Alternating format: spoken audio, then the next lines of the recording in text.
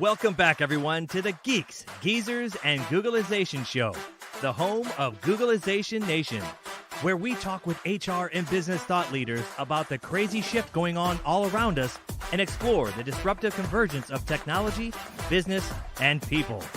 Here are your hosts, Ira Wolf and Jason Cochran. Well, welcome back, everyone, to another episode of Geeks, Geezers, and Googleization. Thank you for being part of Googleization Nation. I'm Ira Wolf. And I'm Jason Cochran. If you think this is just another podcast, think again. We're the voice of the most important conversations on the future of work that's confronting business leaders and people today. Our goal is to bring you ways to reimagine tomorrow and explore the ever-changing convergence of business, technology, and people. Hey, Jason, on today's show, we are truly going to live up to our show's title, Geeks, Geezers, and Googleization. There's a geezer I know personally pretty well. Who's geeking out about how neuroscience is transforming leadership and management in the workplace. But for all of you, don't hit pause or swipe left quite yet, because we're really talking about how to make every day the best day ever for your employees. So imagine just for a minute that Tina Turner was your CEO, and the style that only Tina could do, she bellows out her classic, "What's love got to do with it?" But this time she switches it up a bit and asks, "What's trust got to do with it?" Because this is only after your CHRO, with the best of intentions, suggests that what your company needs to do is build a culture of love and trust. And that for sure will fix the latest round of embarrassing and disappointingly low employee engagement scores. Well, guess what, folks? Trust and love have everything to do with it. But before your minds start wandering off to those cringy office romances that had everyone gossiping at the water cooler when we used to go into the office, we're not talking today about turning your office into a sequel of The Bachelor. Instead, our guest today, neuroscientist rockstar Paul Zak, is here to introduce us to a concept called immersion.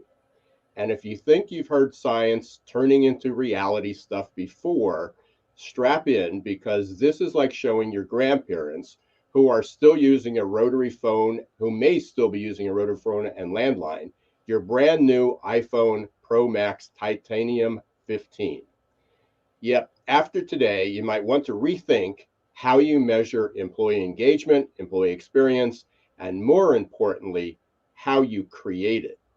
So the cherry on top is Paul isn't just spitting out theories from his armchair. No, Paul is armed with 20 years of hardcore research, data, and science that doesn't just explain, but predicts employee happiness, joy, loyalty, and productivity. So grab your notepad, and I guess on this Googleization show, it might be your smart tablet. Position those earbuds and get prepared to have your management world rocked.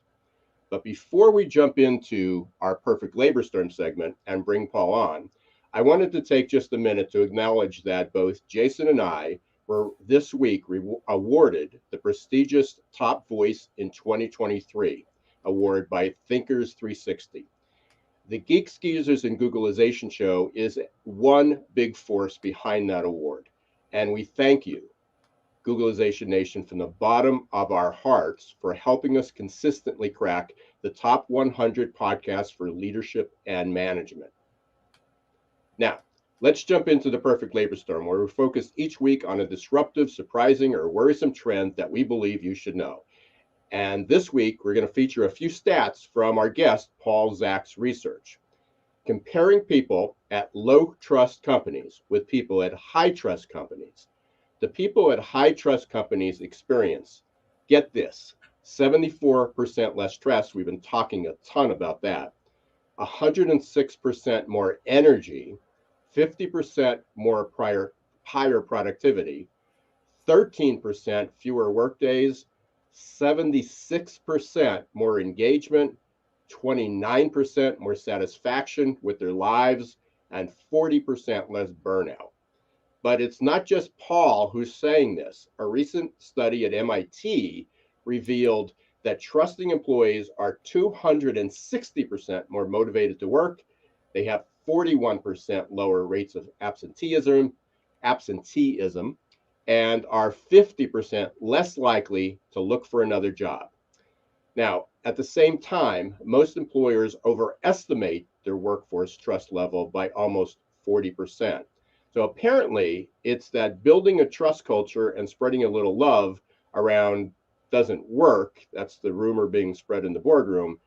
But how we've been trying to do it definitely needs to change. Absolutely, Ira. I can't wait to hear what we hear today from Paul on this, on how we do it. I can tell you a little bit from my experience. As you well know, I've kind of been getting immersed in a new work environment as I joined the team at Human Works 8 on August 14th. And it's been incredible. And I'll tell you, one of the most helpful things that the team has done for me so far is they've helped to understand me cognitively, effectively, and also conatively. In other words, they're trying to understand those three parts of my mind: how I think, how I feel, and how I tend to go about doing things, just naturally or instinctively. And this has helped me focus my best energy and get aligned to the tasks where it's a great match and where I can deliver value. And without them taking that interest and getting to know me on that deep of a level on those three parts of my mind, it wouldn't have gone as smoothly so far as what it has.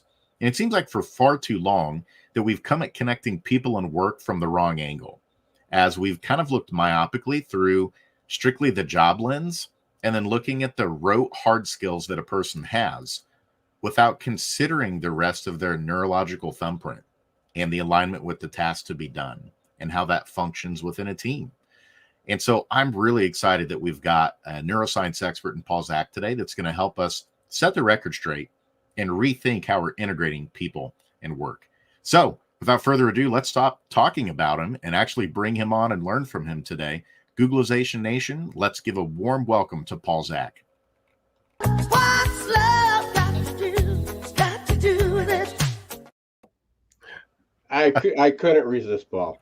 And did you know that I was on The Bachelor? I did not. Well, if people Google me and The Bachelor, they'll find I was a science expert on The Bachelor. So it's all about love and trust and connection are very similar in the brain. So when we study one, we understand a lot about the other.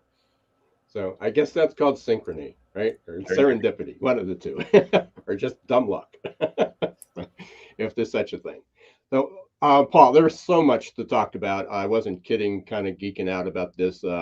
As you know, we talked a few weeks ago, and I've always appreciated the science of neuroscience. So I took a deep dive this summer, took a 6-week certificate course, and that's how I got introduced to you and met you through that.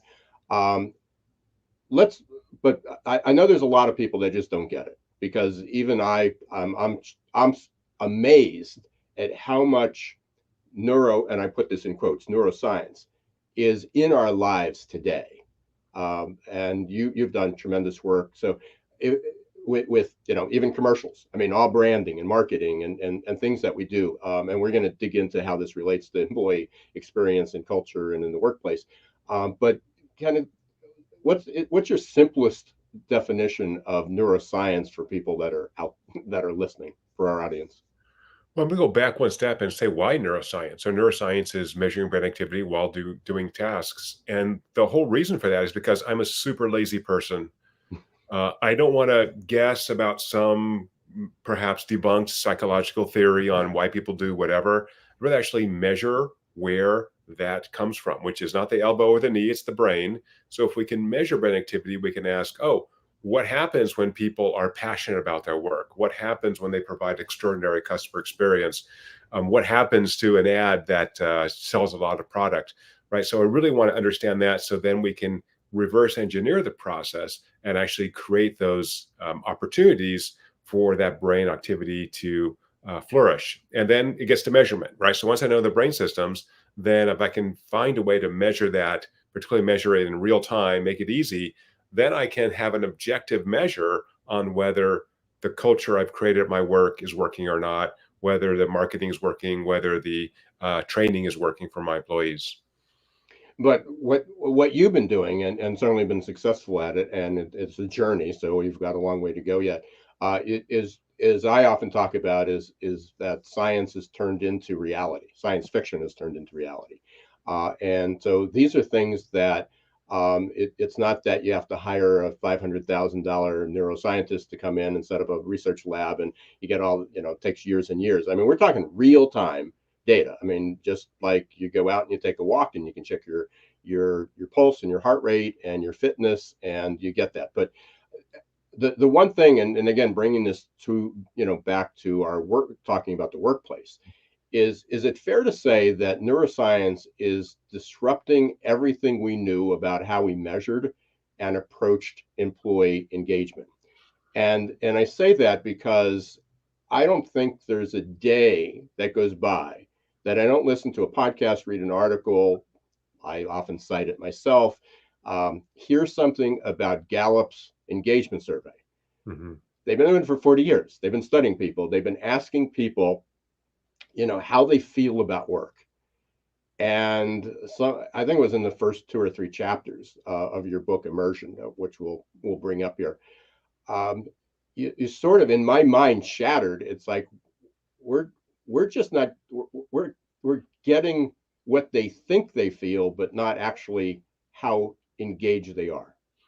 Am I on the right path? Am I correct? Exactly right. So if I ask you, Ira, how much you're enjoying this conversation right now, from 1 to 7, I don't know.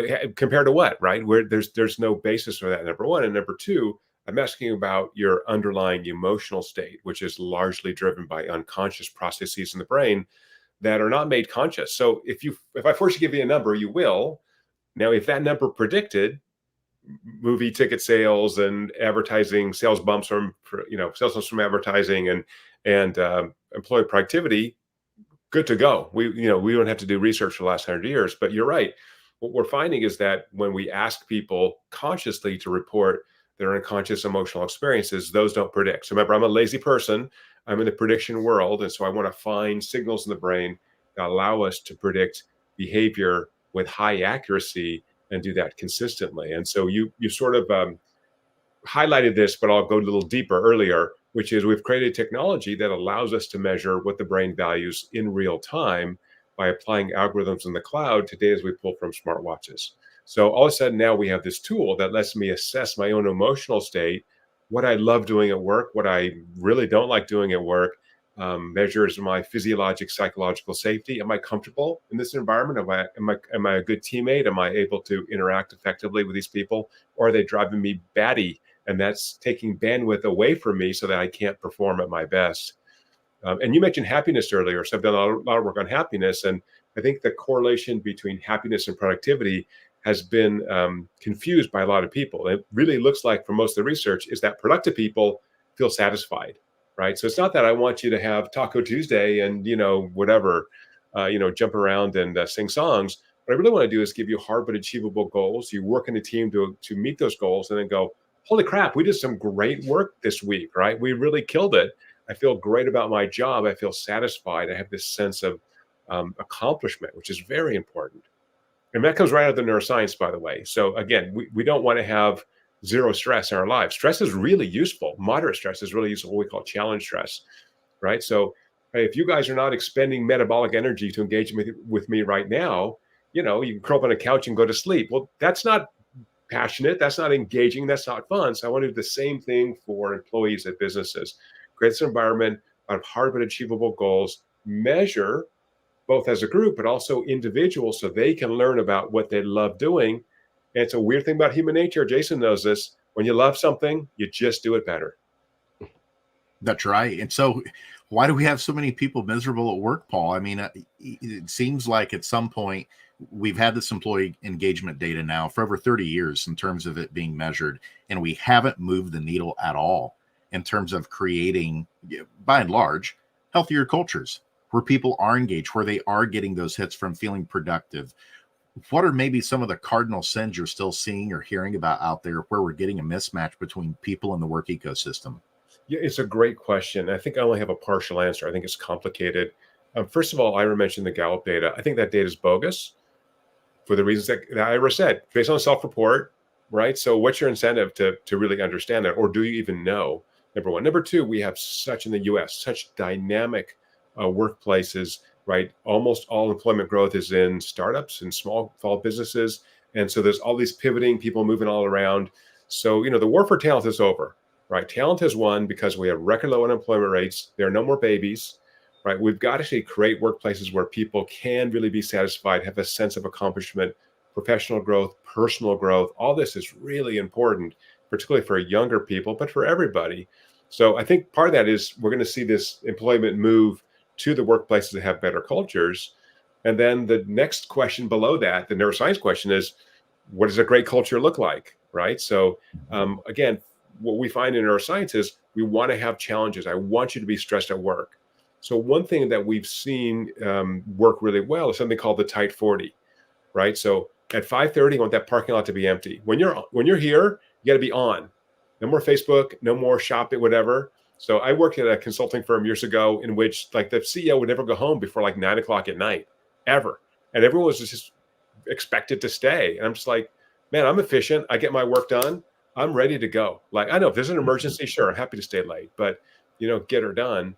And I do think the hybrid work environment helps facilitate that, where like I don't need to go out for lunch, drive somewhere, blah, blah, blah. Lunch is really important to bond with colleagues. I'm not saying don't have lunch, but if I'm working at home, I can have lunch in 15 minutes and be back to work. And then 5:30, I'll go take my dog for a walk and see the sunshine. And right. So I think there are ways to modulate that. And because talent has won this war, then we should enable and empower employees to really do their best where they are flourishing.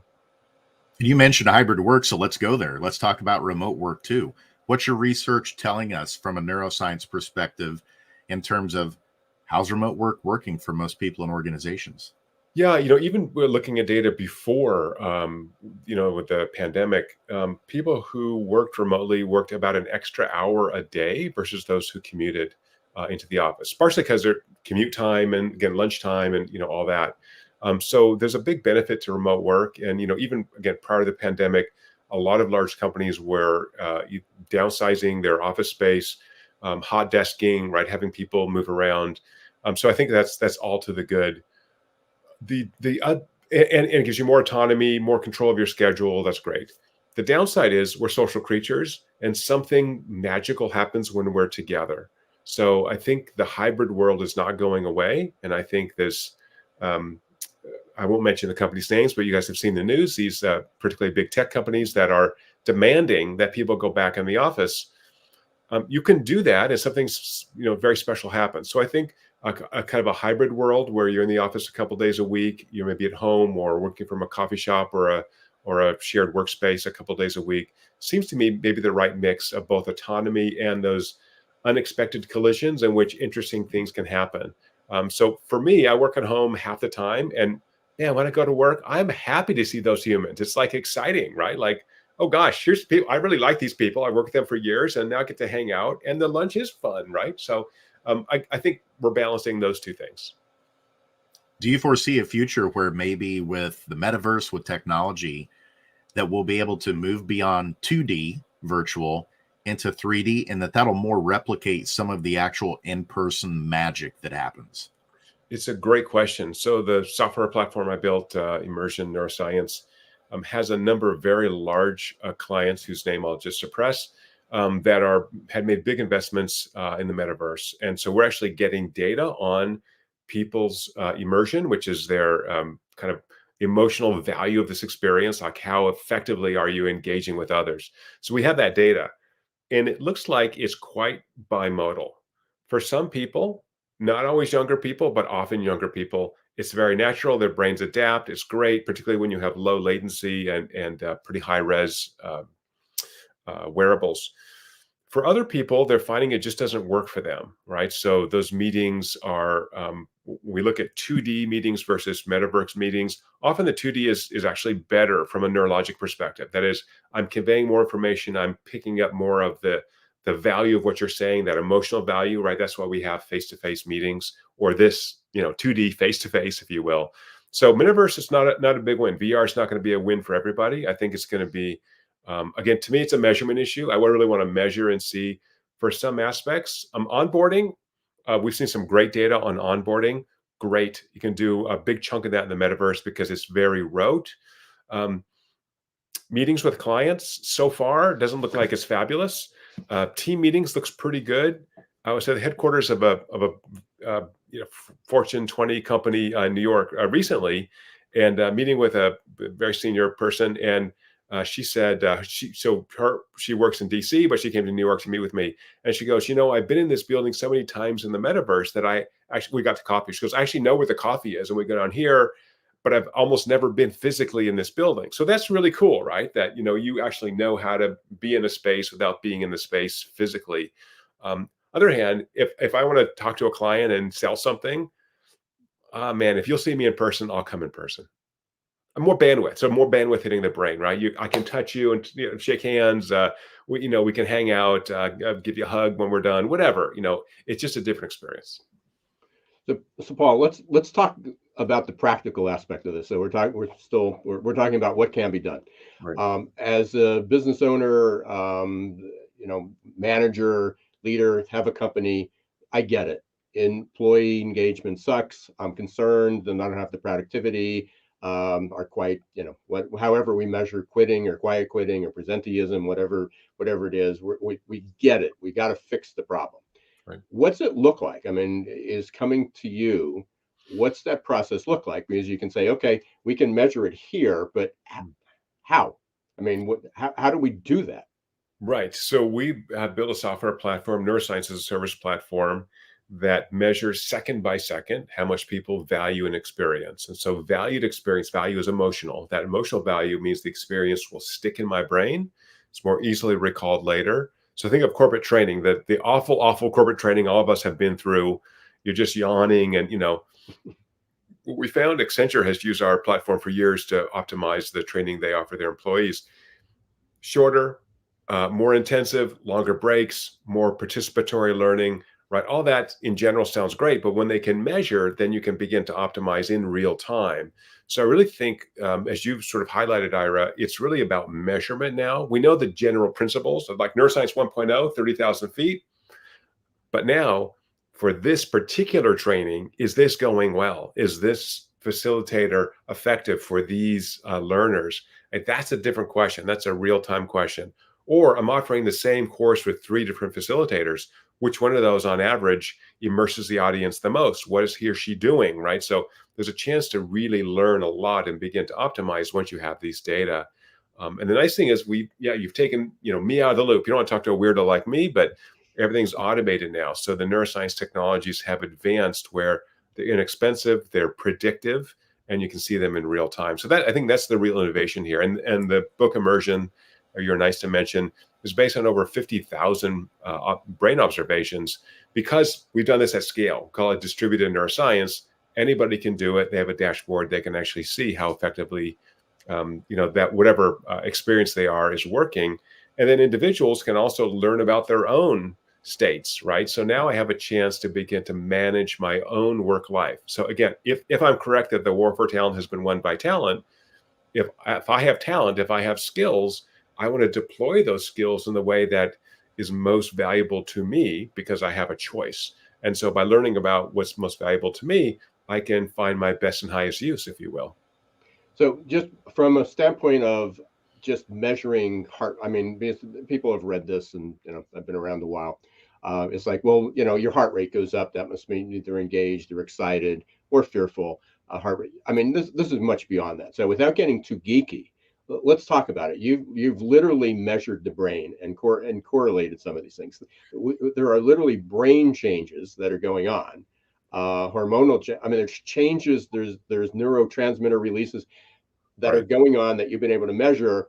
From the flip side of that, that doesn't mean that we have to send everybody out for a fMRI, or a CAT scan to do this in your workplace. No, it's much more basic than that. So if you can kind of explain or share, I want to say explain, but at least share how all this happens. Yeah, so this is work we started doing after 9/11, funded by the increase in spending to the war on terror. So U.S. taxpayers helped fund a lot of this work, which is why it makes me very happy to share it. And we were tasked with identifying combinations of signals in the brain that would accurately and consistently predict what people would do after a message or an experience. So we did about 15 years of neuroscience and identified two core mechanisms that seem to be the brain's evaluation mechanism. One is I've got to be present, which is associated with the brain's binding of dopamine to the prefrontal cortex. If I'm looking over here, right, the experience we're having is not going to be valuable to me. But the second is the emotional response. Is this actually creating an emotional resonance in me? And that's driven by the brain's binding of another neurochemical, oxytocin. So dopamine and oxytocin have this interesting dance. They induce activity in a network in the brain that we can capture from the brain's output file, the cranial nerves. So the trick was that these cranial nerves pass through the heart. So I can use a standard heart rate wearable. Heart rate doesn't predict anything, it turns out, and nor does heart rate variability. But these very subtle effects on the rhythms of the heart that tell me about this valuation mechanism second by second is what we've captured. And I call that immersion. Like, is it sufficiently valuable? Are you getting value from this experience? And that's a continuous variable. So once I have that, then I go, oh, man, I love this. And we in the extremes, we know it, right? If I really love a movie, or if I don't know, my little daughter comes in and gives me a hug, okay, I get that. But again, how much do I value this experience relative, talking to you guys, relative to my kids, or forget my kids, they talk back to me, my dog, right? My dog's perfect. So, but you say, how can I compare a dog to, being on a podcast with you guys, right? So we need a common valuation metric, and that is neural firing in the brain. So and just to give you, in reading the book, I can't remember the name of the movie. When you're on the flight, $1 Million Baby, $1 Million Baby, sobbing hysterically on the plane, right? Right. And so that's an interesting experience, right? That tells us about our social nature. That movie, which is fictional, I'm aware of all this, produced this emotional response to me because it's a father-daughter story, and I have daughters, right? So, there's a reason why this was valuable to me. But yeah, it is very interesting. And then we're back to going into the office, right? I still want those office interactions. Sometimes they're slightly negative, right? Someone's having a bad day. That's okay too, right? We all have bad days. And so I think our job as adults is to go, hey, Bob, you seem like you're having a tough one. What can I do to help you? Right? That's what a good teammate does. And then hopefully Bob does that for me when I'm having a bad day. So, the good and the bad run together. And I think the takeaway for listeners from a neuroscience perspective is we're all weirdos. Our brains are, 99% what we're doing in our brains is unconscious. We don't know it. And so people are going to be weird, and just be tolerant. It's okay. And we're going to be weird ourselves. So it's all right. It's fine. Paul, I'm wondering about another practical. Oh, sorry. Go ahead, Ira. Okay. Let's take a quick break, Jason, because we're at the bottom of the hour. I know this went like ridiculously fast. So we're going to take a quick break, 1 minute. But in the meantime, you can go up and look for Paul's book. It's called Immersion, The Science of the Extraordinary and the Source of Happiness. It's on Amazon, or you can go to paulzak.com and get that. And also, if you're interested in the Tuesday app that Paul had mentioned, you can download that for free. There's the QR code. We'll put that up again during the show, but you can capture it there. But we're going to take a real quick break here. We'll be back in 1 minute. Are your employees feeling stuck and just showing up for a paycheck? Is your workforce working harder to get back to normal than adapting to the future? It's time to help them break their addiction to certainty and develop a growth mindset. Developed by one of the world's top-rated future of work thought leaders, AQ Plus Mindset is a powerful tool to help your employees embrace change, adapt faster, and grow on the job. Conveniently delivered to any smartphone or laptop in easy-to-digest 5 to 10-minute lessons. Managers can sit back and watch employee attitude shift towards growth and innovation in just 30 days. Are you ready to help your employees thrive in this ever-changing, never-normal world? Encourage them to show more grit, resilience, adaptability, and unlock their potential? The journey to a growth-filled future starts with a growth mindset. Visit aqplusmindset.com or call 484-373-4300. Hey, Paul, there's the QR code that I forgot to take down for to be able to download Paul's app. Let me turn that off somewhere if I can find it again. There it is. If not, Okay, we're getting so extended time where they can download the app. Little extra yeah, immersion there for the yeah, folks. absolutely. Paul, when I run that ad, it's like I'm thinking, it's like, okay, what's Paul thinking? You know, it's like, is he engaged? You know, where does it fit? What's being released? So did I keep the attention? And you know, did I create an experience? So, but we'll talk about that another day. So, Jason, before we broke off, you had a question for Paul. Yeah, when Paul was discussing kind of some of the business applications of this, it just got my gears turning. And wanted to ask you, Paul, is there ability around neuroscience, the work that you're doing, where we can get better fits in terms of right person, right seat, doing the right things? And then the other question too is around burnout. We're hearing a lot about burnout. Will employers with this type of neuroscience research and the tools that you have, is there a burnout profile where you can start to see those signals early on and intervene and start doing certain types of change environmentally to prevent someone from getting to that point of full-blown burnout? Great questions, Jason. Let me take the second one first because it's top of mind for me.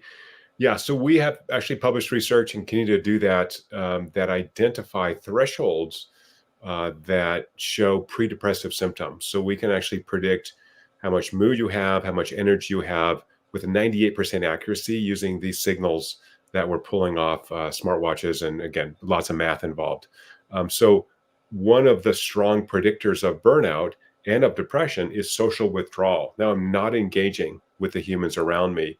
And because we can quantify neurologically the value of social interactions, once I pass these thresholds, which are published, then I say, okay, here's time for an intervention. So from a management perspective, I want to check in with this employee and say, hey, so by the way, these data are all anonymized. So the manager is not going to know about you as an individual. Let's flip it around. So it's the employee is going to go to the manager like, hey, I've been looking at my Tuesday app, and man, I'm getting burnt. Like, I don't know what's going on. So that's a discussion you want to have with your supervisor or manager. How are things at home, right? Are you sleeping well, right? So can we remove some work from you? Boston Consulting Group has a program they call the red light program. So if you work more than 60 hours 2 weeks in a row, you get a little red flag. Your supervisor checks in with you like, hey, we don't think that's sustainable. So therefore, can we offload some work to you? Is it just a deadline? Is it a one-time thing? Every once in a while, we do have to work long hours, right? So really, we want to have better indicators than just hours worked. Maybe I'm working 60 hours a week because I'm just loving it. I have a project that I just dig, and I'm single and I don't have everybody at home, and so I'd rather work, which is fine, right? So anyway, we have those really good indicators now, and in fact, this work is going into clinical trials now to work with psychiatric patients as well, not just healthy adults. So anyway, that's really important. The first question was on fit. So the way we've associated people to have kind of job fit is measuring personality traits, DISC or Big Five or Myers-Briggs, and say, well, you have these different personality types, and if you're an accountant or a salesperson, then you should be one or the other. Nothing wrong with that, and personality traits predict about half of the fit from a job perspective. The other half is actually what you're doing, the people, the environment, the culture you're in, and that's a neuroscience question. So I think once we marry these personality trait surveys with real-time neuroscience, then as a smart manager who has lost the war for talent, I can begin to work with these employees and say, hey, looks like, the accounting department's really not turning you on. Let's cross-train you and have you spend a couple weeks over on the sales floor and see if, what you think about that. So Facebook/Meta has a program for their coders in which you can spend 1 day a month, on the clock, working with any other group that you find interesting. So like, oh, the VR guys, could be really interesting. So I'll spend a day a month because they want people to move around and find where they get the most satisfaction because, again, we're running out of people. Find my mute button here. So Paul, we've talked a lot about how we can measure this. Ultimately, people are going to say, okay, what do we do about it? So we have a better measurement. We know that people are burning out, they're unhappy, they're not engaged, all those things. What what can we do about it next? I mean, short of giving everybody a dopamine pill and spraying a little oxytocin, how do we, what's next? What are some activities, or what can managers do once they have this information to be able to affect this for the better? Yeah, I think there's really kind of four key takeaways. The first is that individual employees can learn how to modulate their own work-life integration, right? So the Tuesday app has suggestions, and it prompts you to take some of those actions. Take a 10-minute walk, go get some fresh air, phone a friend. So again, because I've lost the war for talent as an employer, I'd rather pay you to use a meditation app or check in with your spouse for 10 minutes if that's going to reset you. So we find is that, every 45 minutes or so, it's important to actually take a break on your work. Now, if you're in the zone, you're in flow, and run with it, right? Keep going. But these little breaks are actually very important. So again, whether it's 45 minutes for me or Jason needs 55 minutes before he takes a break, that's individual and that's measurable. So first is begin to modulate your own work-life integration. Yeah. The So what second I'm is, hearing there is with the managers that are thinking, yeah, but I'm paying them for those 10 minutes.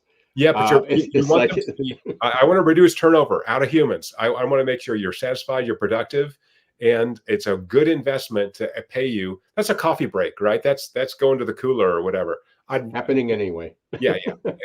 I know you're being kind of funny. Okay, so the second thing is creating workplaces where that can happen. So a lot of places that and companies I work with have Wi-Fi, they have couches, they have a cafe. So have an opportunity for people to actually bond to each other. You're going to be friends with people you work with inevitably. You spend enough time with people, you either love them or hate them after a while. And so the people you love, people you like, hang out with them, create that environment of psychological safety, of connection. The third is really think of that hybrid work. We've talked about this before, letting people have the autonomy, trusting them to find where they should be going. And the fourth is to be proactive about moving people who are not doing so well, right? So again, if you're stealing from me or you never show up for work, I'll just fire you. I'm not going to think about it. But oftentimes for me, I've had people who try really hard, but they're just in the wrong position. So we'll move them around, kind of think about how to keep them engaged and or help them get a job somewhere else. So I had a guy working in my lab who really wanted to work in the tech industry. I knew some people when it was Facebook, at Facebook. And I'm like, hey, you want to work at Facebook? I know some people there. I'll connect you. Now, why would I do that? Because I'm a sweet, loving human being? Maybe. But also, now I got a guy at Facebook. So if I want to do a project with Facebook, I got a guy I can call up and go, hey, Bob, remember your old Professor Paul? I got this cool thing. I think Facebook should do it with us, right? So it's a very small world. So really connect and care for the people around you. That's the ultimate takeaway, I think. You mentioned this earlier, Paul. I don't want to let this slip. When we were talking about, and by the way, I've been talking about this war for talent. Wrote been talking about the perfect labor storm for 25 years. So I love the fact that it's like, hey, the war is over. You lost. Right. Thank you for that. I'll be using that again. But you threw in there, and I want to make sure that people are aware of this, and or just figure out why you threw it in there. You talked about the lack of babies. I mean, you talked about one of the things here is that there's just part of the challenge is not enough babies. It seemed like that was kind of thrown in from left field. Other people might have missed that. Yes. What's the connection with this and employee, with the engagement and our whole conversation here? Right. So as that labor market gets tighter and tighter, wages go up. And again, talent has more opportunities to move elsewhere. So in terms of these sort of four things I laid out, we really have to take it seriously. We have to take culture seriously. We have to take job fit seriously. We have to take training so that people have the sense of professional growth, can increase their salaries. So if you just saw recently, China restated their population numbers, and there's 100 million fewer Chinese than they thought originally. So China's been aging since 2015. The US, if you look at the birth rates and death rates, we're going to start having more deaths than births in the next couple of years, depending on immigration. So most of our growth comes from immigration. You guys have been to Europe. Europe's disappearing, right? There's no babies in Europe other than, again, some immigration. So if that's the world we're living in, we really got to think about nurturing these people who are creating value for the organization and ensuring that they also are getting the sense of satisfaction. They have a good work-life integration. There's no balance, right? It's work-life integration. So like we have coders work for us. They like to work all night. I don't know why coders are night people. They're always working all night. I don't care. If that's what works for you, that's your chronotype. Awesome. When I wake up at 6 a.m, whatever, I want to have a report or I want to talk to you before you go to sleep, good. I don't really care, right? Because they're productive. They keep the ball rolling. So I think that's the world we've got to be adapting to. I know this gets into a little bit, and I'm sure there's some people talking about this is almost like Minority Report stuff. So, one of the things that I'd love to do, but obviously there's people that might be concerned where it goes and how to do it, is, I've got a class. I've got a class of 19 undergrads. They're 18 to 21 or 22 years old. I can see what they're playing a game on the laptop. Okay. Right. I got a few that are engaged and a few aren't. If I had the data, and if I was the manager and that was a meeting, a sales meeting or a team, any type of a meeting, or I'm an educator and I'm in a class, what could I do with it? I mean, if I was getting pulses as student John, I've lost them. Right. So basically, you have 3 levers you can push on. So first of all, the data are anonymized. So unless John chooses to share his data with the professor, with the manager, those individuals only see aggregated data. So let's just talk about in aggregate. So let's say your class has low immersion. They're just not getting it. So the first is how you structure the content, right? So what Accenture has found in the last 6 years using our platform is it's really 20-minute segments. People cannot stay immersed for more than 20 minutes. Great. So if that's the case, then mix up the way you teach it, right? Show a video, have a class project, table work, right? Move things around. Think of that sort of 20-minute blocks. So that's really valuable. The second is creating this space of psychological safety, right? If you're not comfortable in this space, then I can structure the content any way I want. But if it's too cold, like when I teach at night, I always say, bring food in. It's totally fine. I don't care. If you guys haven't a chance to eat, it's fine. Eat quietly. I don't really care. I've had people bring in their babies. They can have babysitters. I'm like, bring them in. I don't care. Right? It's fine. I'd rather have you be here and be part of that discussion because it's valuable not only for that student, but for everybody else. So create a space of psychological safety, which opens up bandwidth to be immersed. The third is, Ira, how you deliver it. I have no doubt, having spoken to you now a couple of times, that you deliver with energy. So the cool thing about neurologic immersion is contagious, right? If you're excited about this topic, that flows into the students, that flows into your team levels. So during the pandemic, a very large technology company that you could search their name, we're using our technology to measure their meetings, which all went remote. This company has 86,000 meetings a year.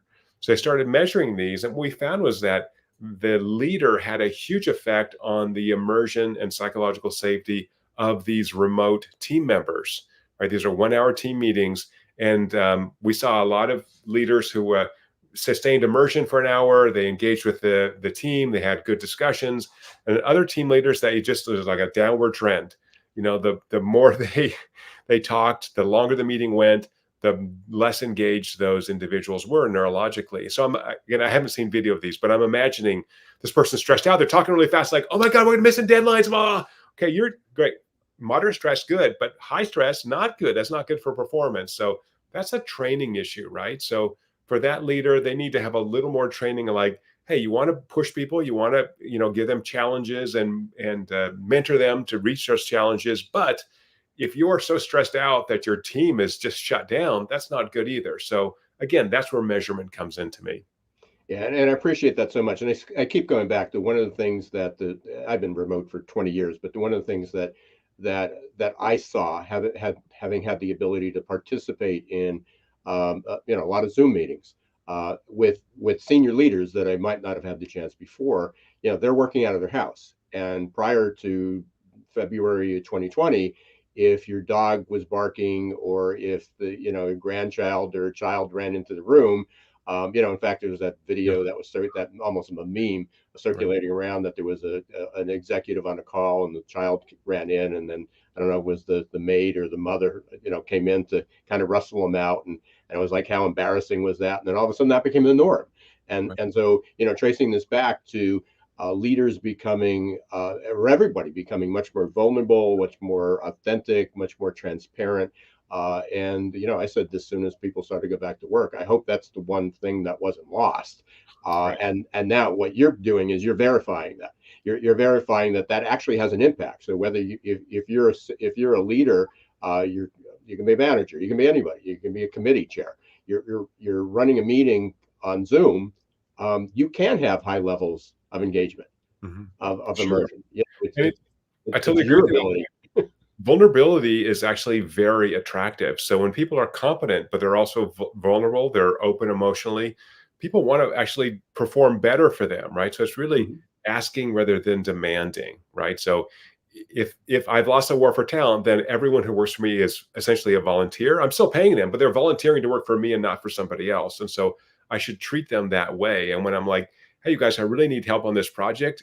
Jason, do you have time? Can you give me like 5 hours a week for the next couple of weeks? Because man, we got to get this thing done, and we're short on people, and you're an expert. And like, oh, so that's a different story than, yeah, God damn it, Jason, you lazy bastard. That's not appropriate ever. And like yelling at people, never appropriate, right? Let's just be clear on that. That's not. It's a good short-term motivator, but people will quit. I've had the yelling bosses, not you, Ira, but I've had some people. I'm like, okay, what time can I get out of here and look for a new job? Yeah, for sure. Hey, Paul, I can go on for forever with you and really dig deep. And I hope we have an opportunity, because there's so many. I was taking some notes in the book. There are just some questions. It's like, hey, if I can meet with Paul, here's what I'd ask. And so I highly recommend everybody go up and getting the book, and I'll post this. But we sort of start to wrap up the show with this question.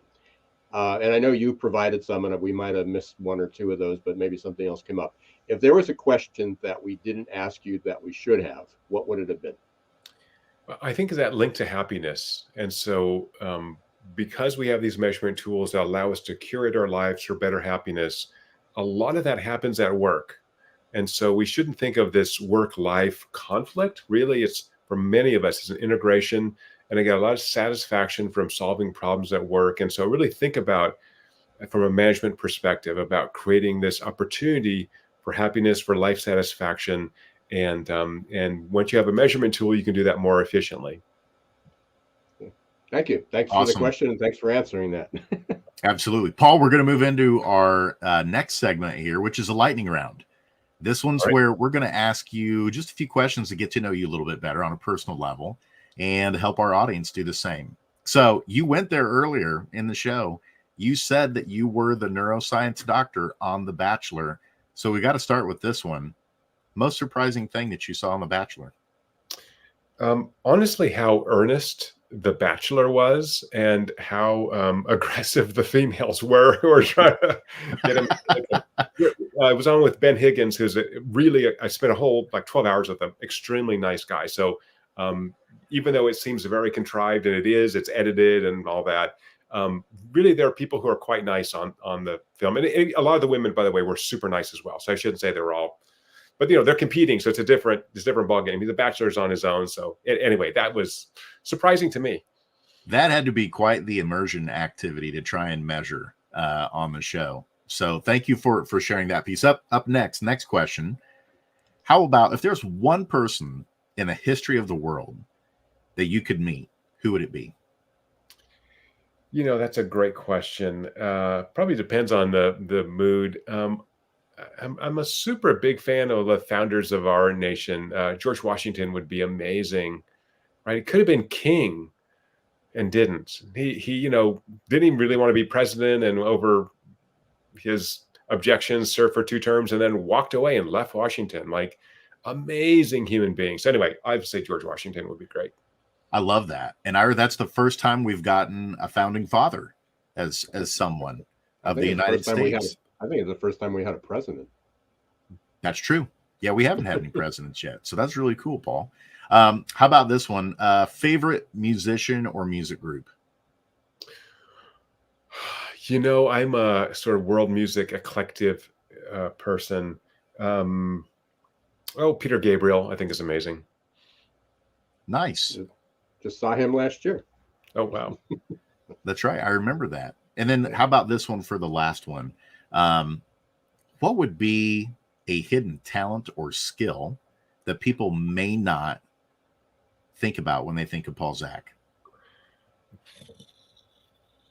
You know, I'm so out there. You probably know everything about me. Hidden talent or skill.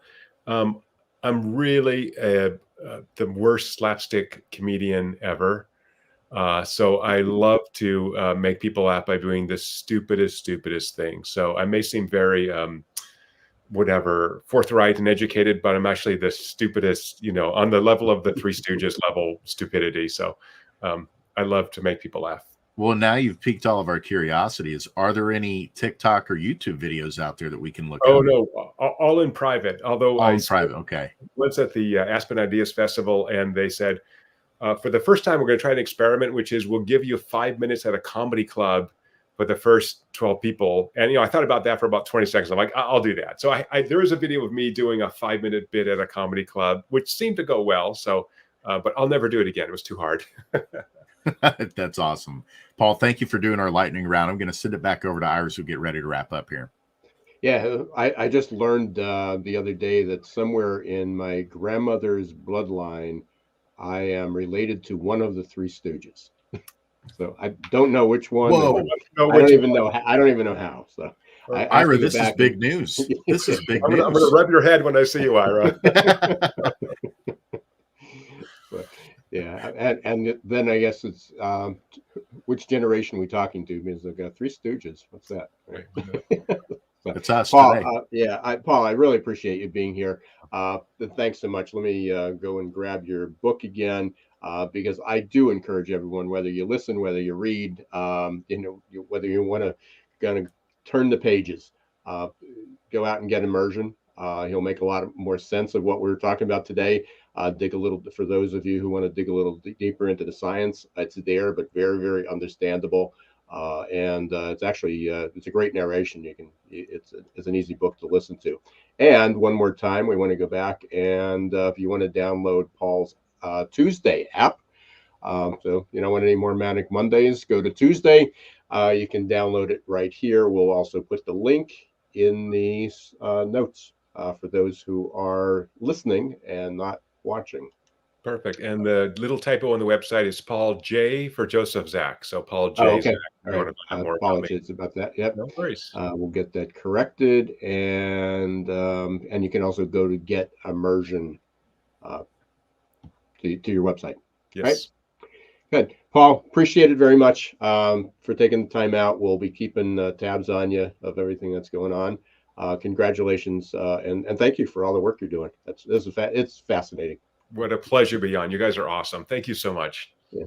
Hey, thanks, Paul. Thanks, Paul. Ira, could have gone on and on. I mean, that was absolutely talk about immersive. Could have just gone on and on in terms of how this whole world of how we think about people and work and how we're able to get into these scientific details now blew my mind. And I think for me, that was my biggest takeaway listening to Paul today. Was we're quickly evolving out of this whole phase of self-report on surveys as to how things are going. And we're moving into this new era of wearables, of actual data, of getting neurological and physiological signals of how we're doing, and then being able to intervene and say, hey, it's time for a break, or it's time to do fill in the blank intervention. That was one of my big takeaways today. How about you? Yeah, and you mentioned data. I think the collection, we people have been collecting data. We've been talking about people analytics. I was doing a series of some workshops just a few years ago on people analytics, but unfortunately, the data we're collecting may not be accurate and predictable. And so I'm so excited about what the next few years are going to bring. With what Paul's doing and what just the whole field of neuroscience is going to do. It's going to be transformative of even though we had data, we were still somewhat guessing, and the data wasn't reliable. So we can really have an impact on people's lives, not only making them more productive at work, but really dealing with what we've been talking about the last few weeks is mental health and employee well-being, and which is ultimately it just rolls downhill. The other big takeaway, and I'll be sure to be repeating this over and over again, that we're not in a war for talent. The war is over. So I love that, and I think that's so appropriate, and it is so fitting, and so I appreciate that as well. And again, I go through every day, and looking at situations is it's almost I want to say made me paranoid, but maybe super aware of are they engaged? I wish I knew. I can measure it now. And how you can do that and say, hey, show me your watch. Or, am I, Right. or vice versa is I can just show them my watch and say, not very engaged. You're losing me. So, but I appreciate it. So again, we want to thank Paul Zak. I'm going to just put this up one more time for him. If I can find it, there's the book, Immersion. I highly recommend going up to pauljzak.com, pauljzak.com, or you can go up to Amazon and get the book. You can also listen to our podcast, and as Paul said, he's all over the place. There's lots of good videos, lots of good interviews that he's had, and again, good person to know. Absolutely. So thank you to our guest, Paul Zak. Because of him and guests like him, that's why our podcast is in the top 100 in business management category, and we're top 1% in the world in total popularity. So thank you to our guest, Paul, today for pushing the needle and moving it forward when it comes to the future of work and making a better future of work for all. If you haven't liked or subscribed to the podcast, please do so. YouTube, Apple, Spotify, whatever your favorite platform is for listening to your favorite podcast. Please subscribe so that you never miss an episode. And until next time, I'm Jason Cochran signing off. And thank you, everyone, for being part of Googlization Nation. Thank you for putting us in the top 100 of leadership and management podcasts. I'm Ira Wolf. Until next week, don't let the shift hit your plans. Thanks for watching Geeks, Geezers, and Googlization. Be sure to listen to the podcast and follow us on YouTube. This show was produced and edited by Hilton Productions.